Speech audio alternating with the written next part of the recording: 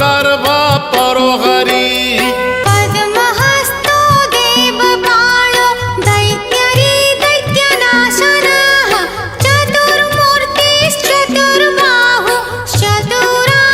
चतुर्मूर्तिश्चतुर्बाहुश्चतुराननसेवितः पद्महस्तश्चक्रपाणिः शङ्खहस्तो गदाधरः महावैकुण्ठवासी च लक्ष्मीप्रीतिकरः सदा विश्वनाथः प्रीतिदश्च सर्वदेवा प्रियङ्करः विश्वव्यापी दारुरूपश्चन्द्र सूर्य विलोचनः गुप्तगन्धोपलब्धिश्च तुलसी प्रीतिवर्धनः